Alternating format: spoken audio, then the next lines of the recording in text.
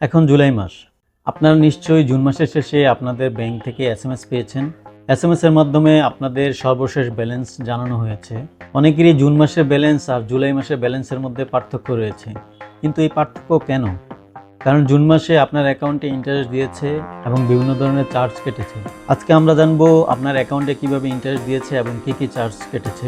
Dear viewers, welcome to my channel bank info.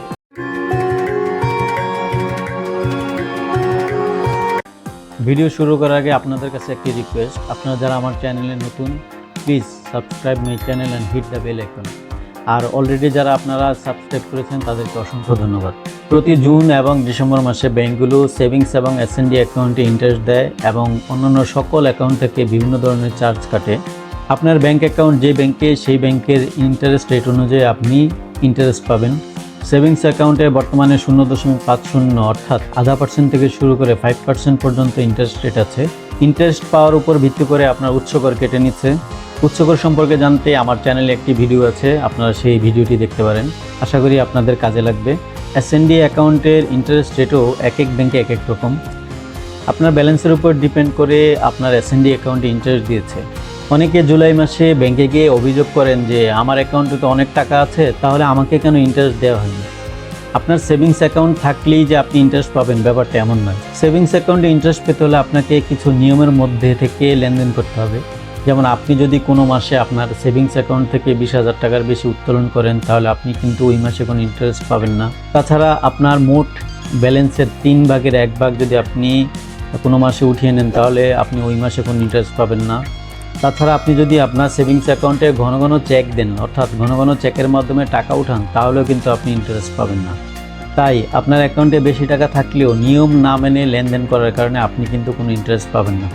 আবার আরেকজনের অ্যাকাউন্টে অল্প টাকা আছে, তিনি গত 6 মাসে কোনো টাকা পয়সা উঠাননি, তাহলে কিন্তু তিনি নিয়মের কারণে ইন্টারেস্ট পাবেন। আপনার বেশি টাকা থাকা সত্ত্বেও আপনি কোনো ইন্টারেস্ট পাবেন না।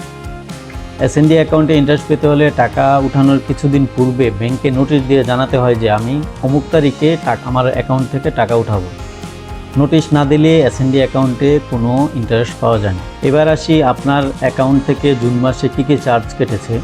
জুন মাসে সাধারণত maintenance charge, SMS service charge, debit card charge, credit card charge এবং লকার চার্জ, এই ধরনের চার্জগুলো কাটে। মেনটেন্যান্স চার্জ কাটার ব্যাপারে বাংলাদেশ ব্যাংকের একটি সার্কুলার আছে। সেই সার্কুলার অনুযায়ী কোনো ব্যাংক আপনার সেভিংস অ্যাকাউন্ট থেকে 300 টাকার বেশি কোনো চার্জ কর্তন করতে পারবে না এবং চলতি অ্যাকাউন্টের ক্ষেত্রে 500 টাকার বেশি কর্তন করতে পারবে না। তবে এসব চার্জের ক্ষেত্রে 15% ভ্যাট আপনাকে দিতে হবে।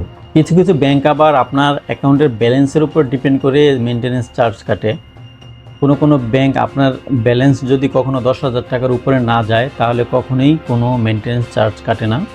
10,001 টাকা থেকে 25,000 টাকা পর্যন্ত আপনার ব্যালেন্স যদি থাকে, তাহলে আপনার অ্যাকাউন্ট থেকে 100 টাকা চার্জ কাটবে। 25,001 টাকা থেকে 2 লাখ টাকা পর্যন্ত 200 টাকা, 2 লাখ 1 টাকা থেকে 10 লক্ষ টাকা পর্যন্ত 250 টাকা এবং 10 লক্ষ টাকার উপরে যদি আপনার ব্যালেন্স থাকে, তাহলে মেনটেন্যান্স ফি কাটবে 300 টাকা। এই সকল ধরনের মেনটেন্যান্স ফির সাথে আপনাকে 15% ভ্যাট দিতে হবে। এসএমএস সার্ভিস চার্জ এক এক ব্যাংকে এক এক রকম হয়। কোনো ব্যাংকে 50 টাকা, কোনো ব্যাংকে 100 টাকা। তবে এসএমএস চার্জ যাই হোক না কেন, তার সাথে কিন্তু আপনাকে 15% ভ্যাট অবশ্যই দিতে হবে। এছাড়া জুন মাসে debit card charge, credit card charge কিংবা আপনি যদি ব্যাংক থেকে অন্য কোনো ধরনের সেবা নিয়ে থাকেন, তাহলে আপনাকে ওই সেবার চার্জ দিতে হবে। যেমন আপনি যদি লকার সার্ভিস নিয়ে থাকেন, তাহলে আপনাকে লকার চার্জ দিতে হবে।